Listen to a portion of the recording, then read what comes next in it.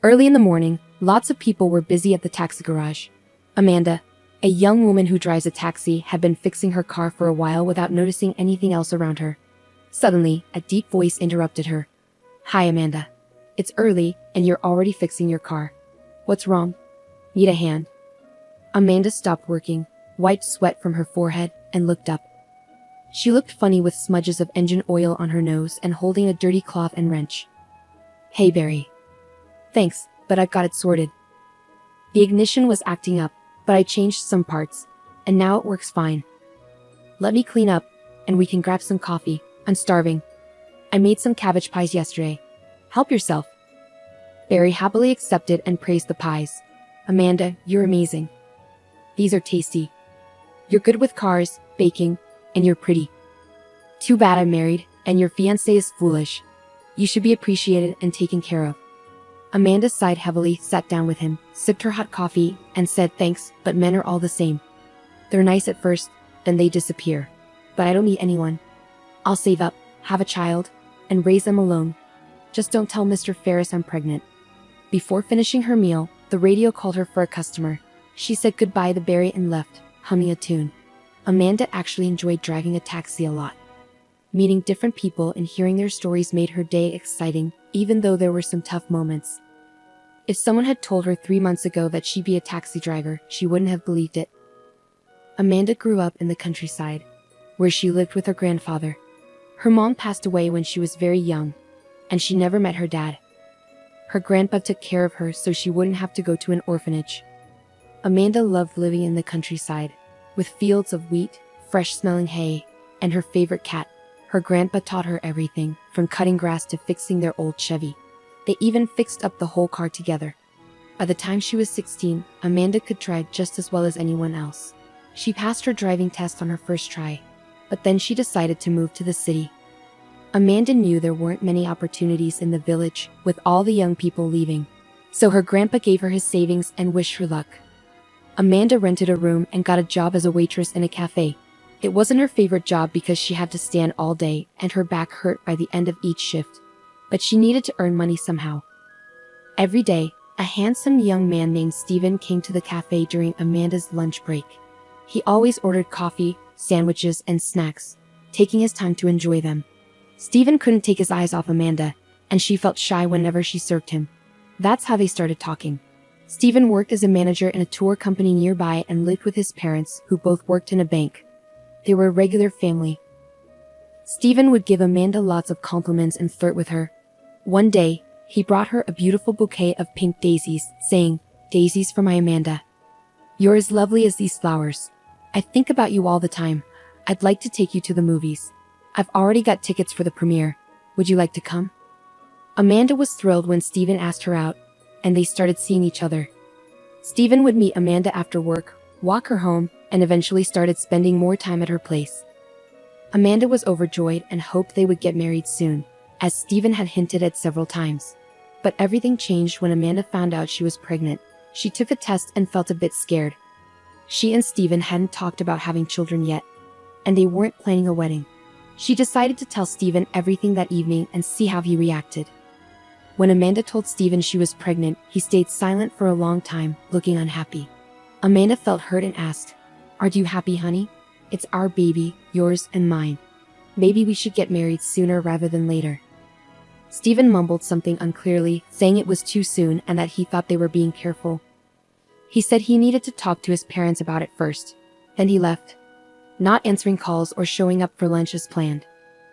Amanda was exhausted and cried a lot, not understanding why Steven was acting this way.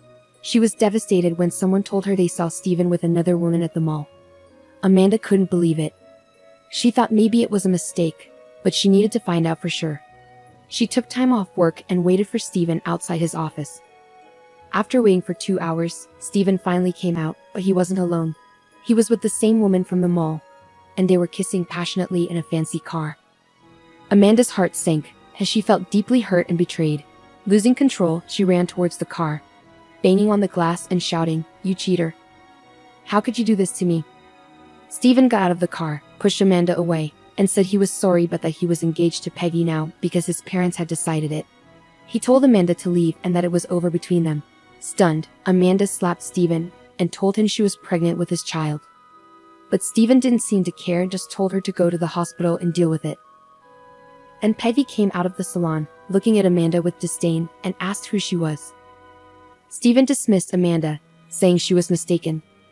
Peggy warned Amanda not to interfere because she had connections through her father. Steven and Peggy drove off, splashing water on Amanda from a puddle. Amanda was left standing there, feeling like she was in a nightmare. Amanda couldn't bring herself to go to work. She cried at home for a week, feeling betrayed and devastated. She even thought about going to the hospital to deal with her pregnancy, but she was scared of what might happen. She was torn between her emotions and the fear of making a decision she couldn't undo. During one of her darkest days, her neighbor Barry came over to ask for medicine for his sick child. He noticed Amanda's distress and took her to his home, where his wife joined them. They gave Amanda some calming medicine, hot tea, and listened to her story patiently. Amanda needed someone to talk to share her pain, because the betrayal hurt her deeply. Amanda poured her heart out to Barry, not holding anything back. Barry listened, shaking his head in disbelief, and then asked quietly, "Wow, what a mess. Your Steven sounds like a real jerk. What are you going to do now?" Amanda shrugged and said, "I missed a week of work at the cafe, so they let me go. I guess I'll have to go back to the village to live with my grandfather. But I feel ashamed, and I don't know how I'll make a living there." Barry scratched his head and suggested, "Going back to the village isn't the best idea. What will you do there? Work on a farm. Listen, you've mentioned you can drive well and have a license. Why don't you work at our taxi company? We need more drivers, but our boss, Mr. Ferris, is strict. You'll have to work hard, but you'll earn a good salary if you're diligent. You can save up for the baby and then go on maternity leave. Just keep your pregnancy a secret or Mr. Ferris might not hire you." Amanda wiped her tears and thanked Barry, saying it was her dream job. She loved driving since she was a kid, and she was good at it. She decided to start fresh and leave the cafe behind. She promised to come back the next day and thanked Barry and his wife. They encouraged her not to give up and assured her they'd help. So, Amanda began working at the taxi company. At first, Mr. Ferris doubted her abilities, wondering if she could handle heavy luggage or fix car issues on the road. But Amanda proved herself, driving confidently and handling any problems that arose. Impressed, Mr. Ferris hired her. Amanda felt better and threw herself into her work. She didn't have time to dwell on her pain anymore. She enjoyed interacting with clients and driving around the city. Amanda felt happy again, even though her belly wasn't showing yet, and she wore loose clothes to hide her pregnancy. So Amanda kept working hard until her maternity leave. Thankfully, she didn't suffer much from morning sickness and only had occasional backaches from sitting for long hours. It was still better than carrying trays at the cafe. The only problem was the nosy and greedy owner of the taxi company. After every shift, he demanded detailed reports and even installed cameras to monitor the driver's interactions with customers and handling of money. Despite this, Amanda found the team to be excellent, especially since there was no gossip or drama like at the cafe. She remained good friends with Barry and enjoyed their tea breaks, where they talked about life. Today, Amanda had a big order to drive a client far out of the city, promising good pay for the long distance. She was in a great mood, already planning for her baby's arrival and trying not to dwell on Steven's betrayal. However, upon arriving at the client's mansion, she found him extremely drunk and indecisive about taking the cab. Eventually, the homeowner canceled the ride, leaving Amanda feeling frustrated as she wasted time and fuel without earning anything. She knew Mr. Ferris would be unhappy, but it wasn't her fault. To top it off, heavy rain started pouring, further dampening Amanda's mood. As she drove halfway back to town, a man suddenly emerged from the woods ahead of her. He staggered from side to side, covered in mud and dried blood. Amanda couldn't just drive past him, so she slowed down to see if he needed help. She decided that if he was drunk, she wouldn't give him a ride, but she wanted to make sure he was okay. Amanda put on her hooded jacket and got out of the car. She ran up to the man to check on him. "Hey, are you okay? Can I help you? Where are you going? If you need to go to the city, I can give you a ride." The man looked at her with tired eyes and whispered weakly, "Help me." Then he passed out and fell by the roadside. Amanda tried to wake him up, urging him to get up so she could help him into the car. After struggling, she managed to get him into the car and drove him to the hospital. Along the way, she tried to learn more about him, but he only said his name was Mitchell and was in pain. Amanda made sure he was taken care of by the hospital staff before saying goodbye and wishing him well.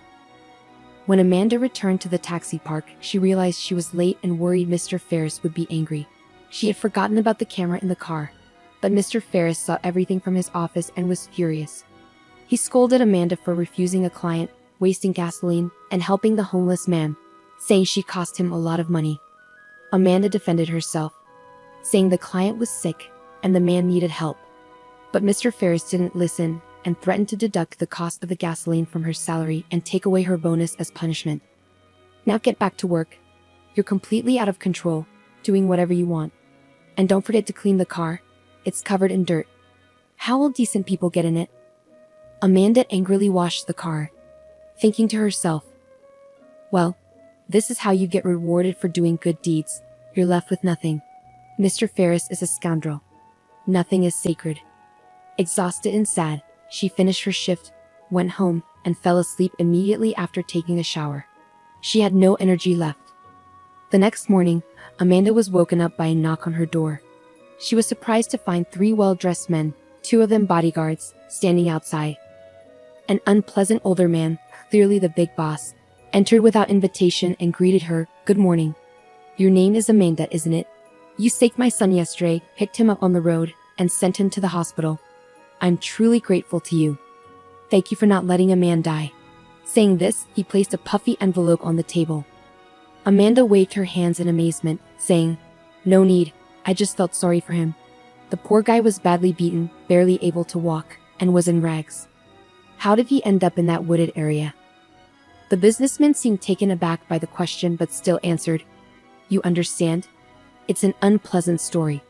My son was kidnapped by bandits and held captive in a cabin in the woods. He managed to escape miraculously and tried to make his way home. Did he say anything to you on the way?" Amanda shook her head.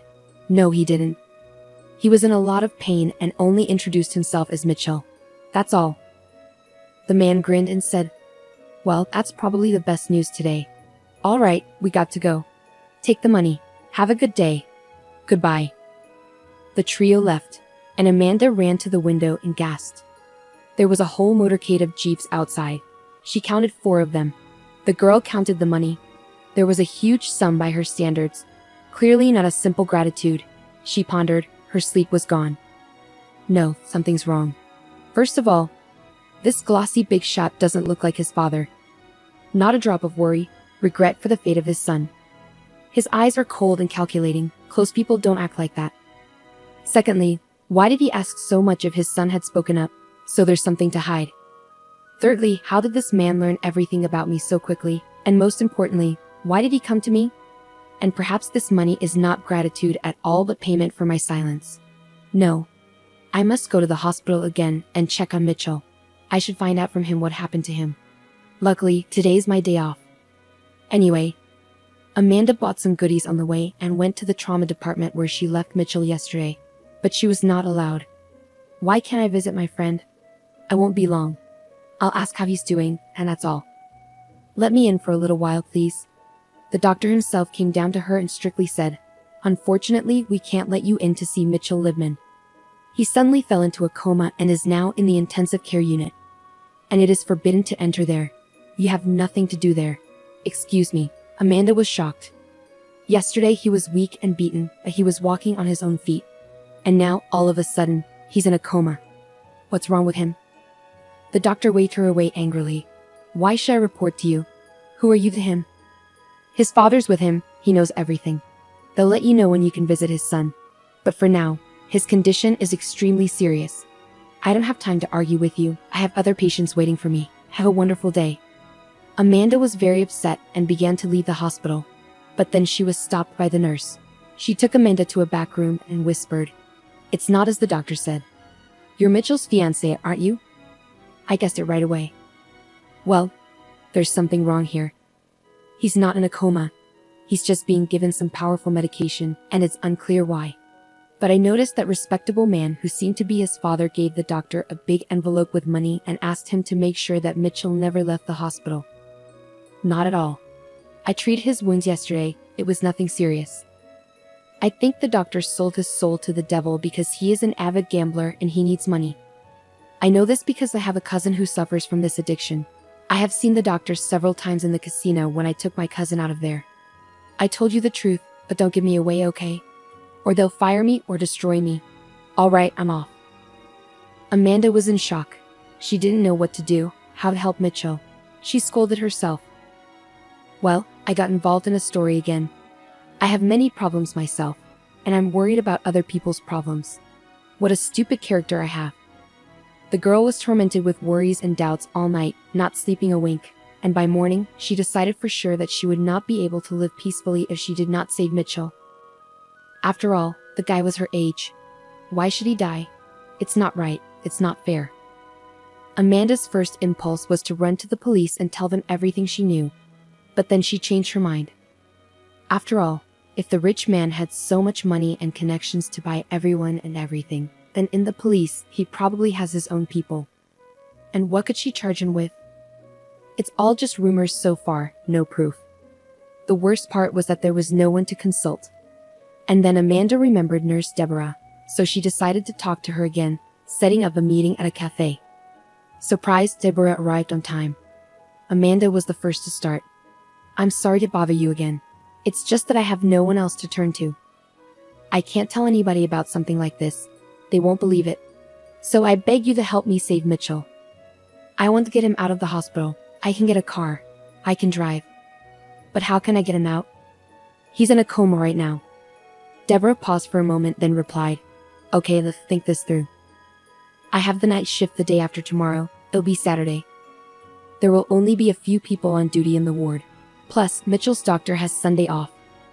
During my shift, I can refrain from giving him the medicine that keeps him in a coma, so he should wake up in about 12 to 16 hours. I'll provide you with a white coat, a cap, and a mask to make sure no one recognizes you.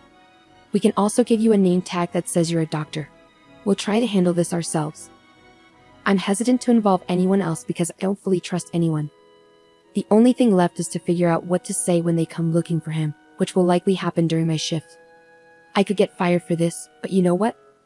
Let them. I can't take it anymore. Amanda let out a heavy sigh and responded, I don't have a plan. I'll take him to my place as he is. Nowhere else. Once he wakes up and tells us who kidnapped him and why, we'll go to the prosecutor's office and let them handle it all. They agreed on that plan. Amanda had been so nervous for the past days that she could barely focus during her work, and on the designated day, she trembled occasionally. She was terrified of what might go wrong. What if it didn't work? What if Mitchell didn't wake up at her house? But it was too late to retreat, and on the appointed night, Amanda turned off the camera after the last order and drove to the hospital. She changed her clothes as Deborah had told her to, crossed herself, exhaled, and went straight to the ICU. Deborah was already waiting for her in the ward. Together they placed Mitchell on a gurney and hurriedly took him towards the exit. The gurney rattled on the tiled floor of the deserted corridor, causing Amanda's heart to race. She silently prayed that no one would approach and question their actions. Thankfully, they were fortunate. Everything went smoothly. At this late hour, all the patients were already asleep, including the doctor on duty. Once they placed Mitchell in the backseat of the car, Deborah quickly returned to her post, whispering a goodbye to Amanda. Be careful, Amanda. I wish you and your fiancé a speedy recovery. I've packed the necessary medications and written down the instructions for you on a sheet of paper.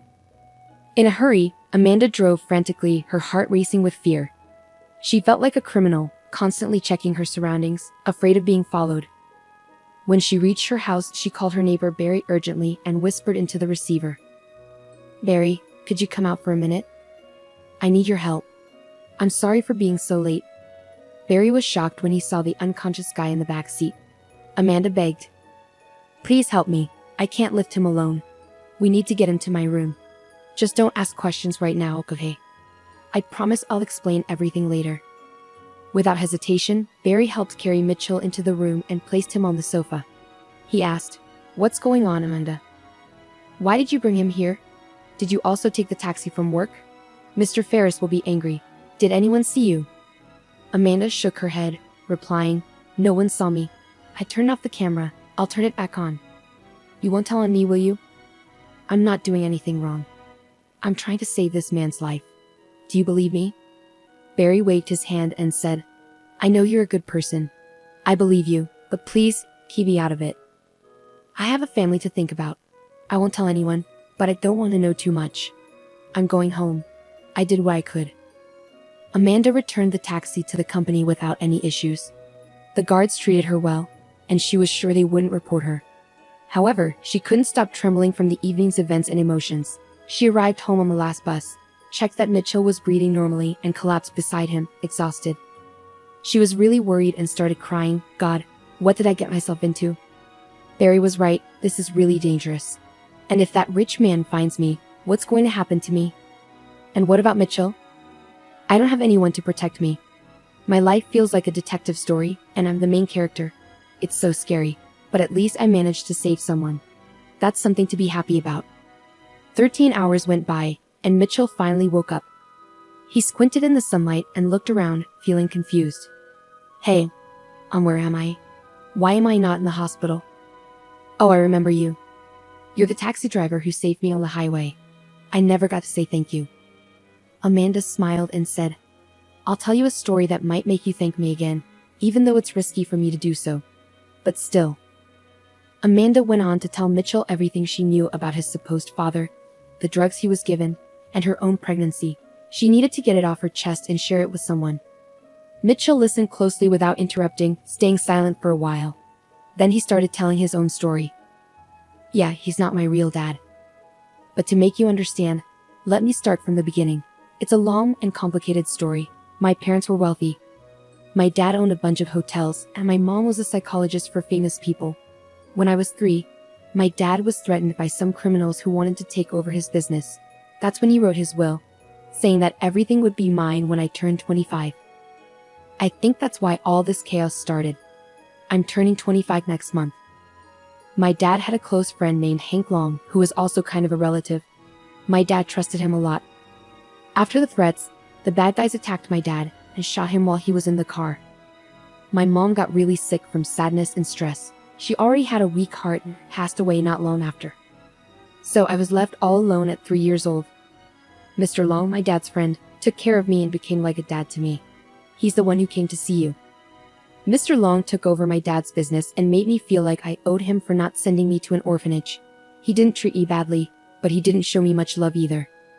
When I was 13, he got married, and I felt even more like I didn't belong.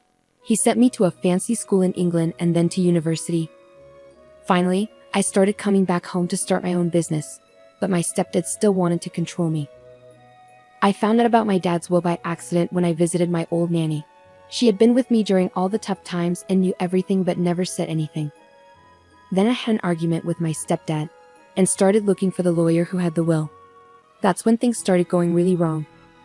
I started getting threatening calls, telling me to leave town. At first, I didn't take them too seriously, but a week later, I was kidnapped by some bad guys. They kept me locked up in an old cabin in the woods, hitting me and trying to make me say the will wasn't real. Luckily, I managed to escape. One of the guys left, and when they took me out to go to the bathroom, I saw my chance to fight back. I don't really remember exactly how I got away, but I ran as fast as I could. I hid in a hole covered with leaves and stayed there for a whole day. Eventually, I got out and wandered until I found the road. And that's where you found me. Now unsure who was behind my kidnapping and who benefited from abandoning me, Amanda exclaimed, splashing her hands in frustration. It's obvious, Mitchell. Of course, it's your stepfather. Who else? We need to go straight to the police and sound the alarm. He won't stop until he gets rid of you. Mitchell responded vaguely, you're right. But I'm confused why my stepfather didn't try to harm me when I was a kid. The will says if I can't inherit, everything goes to Mr. Long. Amanda suggested, maybe you got lucky. Your stepdad might not have known about the will until recently, but I'm sure he had something to do with your kidnapping. I saw the way he looked at you, cold, calculating, and evil. Amanda took Mitchell to the prosecutor's office, where he explained everything, and then they went to the police. Justice started moving, and a case was opened. After a thorough investigation, horrifying truths emerged. It turned out Mr. Long not only planned and paid for Mitchell's kidnapping, but also had a role in his father's murder. Mitchell couldn't believe it. He was trembling. He asked to meet his stepfather, wanting to look him in the eye and ask one question. He thought maybe his stepfather would apologize, facing a life sentence, but instead the scoundrel acted brazenly. Well, Mitchell, Are you satisfied now? Yes, I'm getting old. Feeling sentimental. I was weak. It didn't kill you right away in the forest. I tried to protect you. You were like a son to me.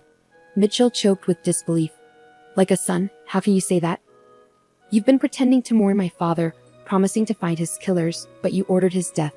Because of you, my mom died soon after. You ruined my life. Why didn't you kill me earlier? Why did you pay for my education if you never loved me? I know you only tolerated me. The businessman grinned wickedly.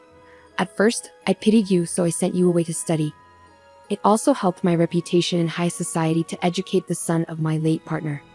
It kept suspicion away from me, and I gained respect. But now, you've returned to ruin my plans. It was only when you mentioned the will recently that I panicked. I couldn't let you inherit everything so easily. I've worked hard for years to build this business, and now it's all supposed to go to you. No way. I thought of everything, planned everything. But you managed to escape from the cabin while I was still deciding whether to get rid of you immediately or later. And I would have succeeded if it weren't for that meddling cab driver. She ruined everything. Mitchell was furious. Don't you dare insult Amanda. She's amazing. She saved my life twice from you, Dad. You won't get away with this. You'll pay for everything. Mr. Long leaned forward and hissed angrily. You're very wrong, kid. I have connections and resources. I'll be out of here soon enough. You'll see. But the court delivered justice, and the businessman was sentenced to life in prison for his crimes. Instead of a luxurious life, a jail cell awaited him. In court, he shouted about how much he hated Amanda, blaming her for everything.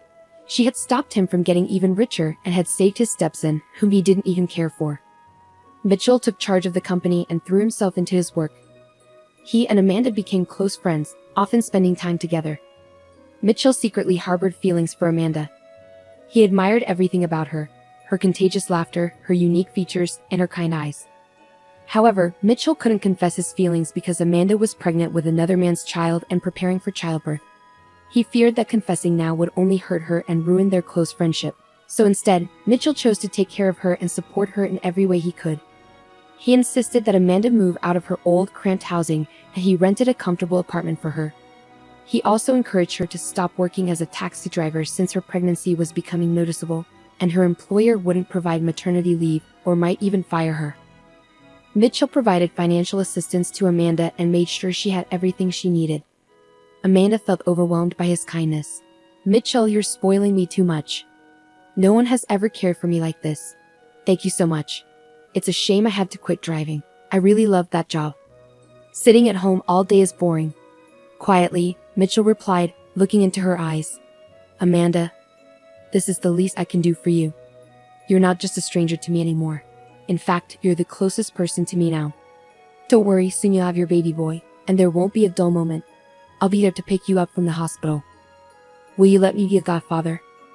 Touched, Amanda replied softly, Of course, why are you even asking? You know, Mitchell, I feel so safe and comfortable with you, more than with anyone else. Why didn't we meet earlier? It's a pity. But nothing can change that.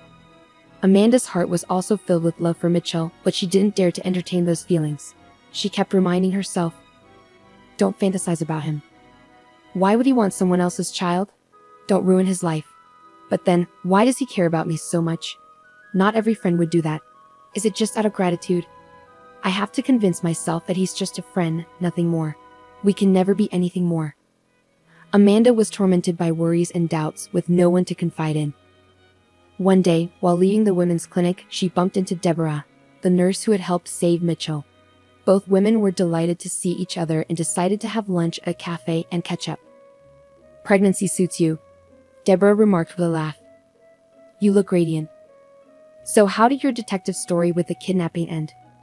I've thought about you often, Deborah began, her tone reflective. I almost got fired and received a scolding that seemed to last forever. I had to write a lengthy explanation letter, and they even revoked my bonus, but it was all worth it. You should have seen the doctor's face when he couldn't find his paying patient in the morning. What a commotion it caused. Eventually, an investigation started, and our corrupt doctor was finally removed from his position. He was terrified and tried to dodge the consequences, hoping everyone would keep quiet about his shady actions. But many people were fed up with him. He was sentenced and is now in jail. He deserves it. And guess what? I even got promoted to head nurse. Can you believe it? Amanda smiled warmly and congratulated her, saying, "You deserve it." Then she added, "I've thought about you often too. Sometimes you just need someone to talk to, knowing they'll understand and listen without judgment." As for her pregnancy, Amanda confided in Deborah about her complicated relationship with her ex-boyfriend. Deborah shook her head in amazement. "You're really something, my friend. I admire you. To be honest, you're incredibly brave. Taking risks for the sake of strangers, even while pregnant. It's admirable. Your Mitchell should be kissing your feet and taking my advice. Don't torture yourself. Don't doubt in vain, just trust your heart and fate. Everything will fall into place, believe me. Giving birth to a baby, loving them, and watching them grow is the greatest joy in life. If Mitchell truly loves you, he'll reveal his feelings sooner or later, and having a child won't be an obstacle. I made a mistake in my youth. I had a fight with my fiancé, and I hastily terminated my pregnancy without thinking. I carry that regret on my soul, and now at 37, I have neither children nor a husband. Do you know how many times I've regretted my decision? I could have raised a child and not felt so alone. You're a fighter, Amanda, and I admire you for it." Amanda took Deborah's hand gratefully and said, "Thank you for everything you've done for me. Please visit me often. I'd be happy to have you around. Honestly, I've never had a true friend before, but I trust you. I feel like you're a good person, so let's be friends," Deborah exclaimed with joy. "I'm all for it. I have Sunday off. How about we go for a walk and look for some interesting baby things, like fashionable strollers? We can have a chat." From that day on, Amanda and Deborah became inseparable. They had plenty to talk about and felt a deep connection, almost like sisters. When Amanda went into labor in the middle of the night, she didn't hesitate to call Deborah. "I'm sorry for waking you up, but I think it started. My belly hurts so much, and I feel tightness. I'm scared. What should I do?" Deborah immediately sprang into action, calming her down and organizing transportation for her. She instructed Amanda to get dressed, gather her essentials and documents, and wait for her. "Everything will be okay. Dr. Brewster is a great obstetrician, and I'll be there for you," she assured. Deborah also called Mitchell herself. "Wake up, Romeo. Your Juliet is giving birth. Let's go help." Within 30 minutes, Amanda was taken to the delivery room. Deborah and Mitchell anxiously waited in the corridor. Mitchell, feeling nervous, paced back and forth, bombarding Deborah with questions. "You're a medical professional. Tell me, will Amanda be okay? Why hasn't she given birth yet? Did something go wrong?" The nurse tried to cheer Mitchell up, pouring him some coffee and urging him to calm down. "You men are so impatient. This process can sometimes last up to 24 hours. Let me ask you, do you love her?" Mitchell, feeling embarrassed, answered honestly, "Yes, very much, more than anything. But I don't know what to do about it." Deborah chuckled. "You're funny. If you love her, what's there to think about? Get married and raise the boy with her. You two are so obvious. Don't hide in the corners pretending to be just friends." Excitedly, Mitchell asked, "Do you think she loves me too?" "I'm scared to tell her. I don't want to offend her. I can't sleep or eat. She's always on my mind." Deborah reassured him. "Yes, she does. Trust me. Be more decisive, Mitchell. We women are romantic. We always expect the first step from a man." Finally, a nurse emerged and announced, "Congratulations, Daddy, you have a big boy." Amanda gave birth without complications. Deborah winked at Mitchell, saying, "See? I told you everything would be fine. Go get some sleep, you lucky guy. I'll check on my friend as a medical professional. I'm allowed to." Amanda smiled blissfully as she held her baby close to her chest.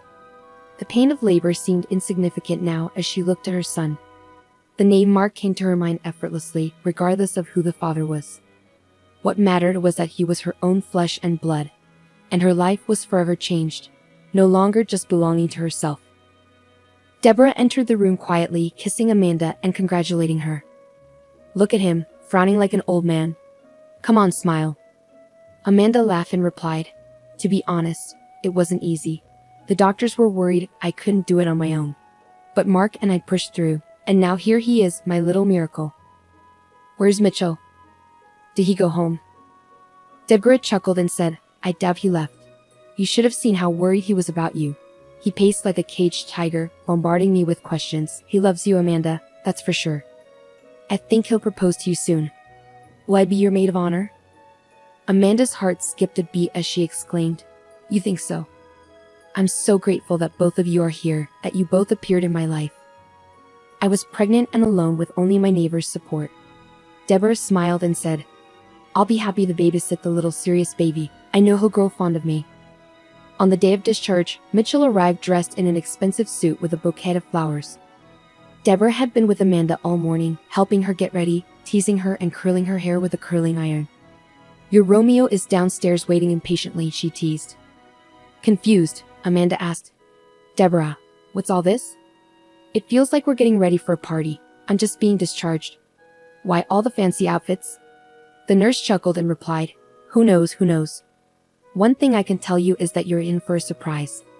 As Amanda stepped outside, Mitchell rushed to her while Deborah took little Mark in her arms. Mitchell took out a beautiful box from his pocket and opened it. Dear Amanda, I congratulate you on the birth of your son. I want to put this ring on your finger as a symbol that we are more than friends now. I love you, darling, and I want you to become my wife. Will you marry me? The nurses applauded, and the sound of a champagne bottle being opened filled the air. Even the elderly janitor paused his work to witness the scene. Overwhelmed with emotions, Amanda sobbed and whispered, I agree, I love you too, and I can't help it. Deborah clapped her hands and shouted cheers as she raised a glass of champagne. She was genuinely happy that two loving hearts were finally united. Amanda moved into Mitchell's mansion, and the couple officially tied the knot. Mitchell adopted Mark, giving him his surname. 3 years passed. Amanda and Mitchell lived harmoniously, and Amanda deeply appreciated her husband's loyalty, devotion, generosity, and care. She never regretted marrying Mitchell. One February, amidst the cold frosts and snowstorms, Mitchell suddenly suggested, Darling, why don't we go to a warm sea resort? What's stopping us? We'll soak up the sun. Amanda squealed with joy. Of course, I'm in. I've never been abroad, but I'd love to. You're the best. Mark clapped his hands in excitement, and the packing began. The couple visited a travel agency to select a suitable tour. The receptionist, a friendly girl, greeted them warmly and offered them coffee. She mentioned that the manager, Stephen, would assist them. When Stephen approached them, Amanda greeted him but didn't immediately recognize him. Upon closer inspection, she realized he was her ex-boyfriend. Stephen hadn't made any career advancements and remained a manager just as he was before.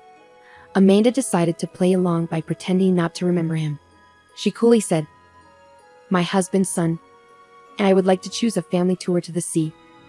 What options do you have to offer? Stephen was visibly flustered and unable to provide a proper response. Lost in his thoughts, he barely heard Mitchell's voice. Finally, Stephen blurted out, Amanda, don't you recognize me? It's me, Stephen.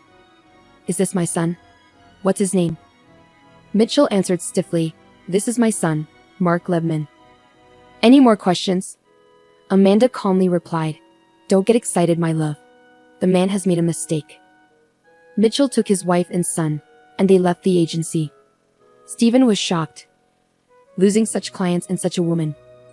Peggy had left him a long time ago, and he never made a career. Today, seeing Amanda so radiant and happy, he felt offended and angry with himself. Now his son called another man daddy. And what was he left with? Few were willing to marry a simple manager without prospects. Only Amanda had loved him so sincerely and devotedly. If only he could turn back time. Amanda and Mitchell went on vacation, enjoying the sun and water, and came back completely happy. A month later, they received another surprise. Amanda found out she was pregnant. Mitchell hugged and kissed her, rejoicing like a child. Amanda thought to herself, If someone had told me that I would meet a man on the road, marry him, and have his child, I wouldn't have believed it. And now I'm the happiest I've ever been. That's fate. Soon, Amanda played matchmaker for her best friend, introducing her to Mitchell's friend and partner, Andrew. It was a great decision, as they had a passionate romance, and soon Deborah also became pregnant. Mitchell and Amanda joyfully shouted cheers at their best friend's wedding, wishing them happiness. The two couples often gathered for joint vacations, enjoying friendly and fun times together. To be loved is more valuable than being rich, and our heroes managed to achieve it.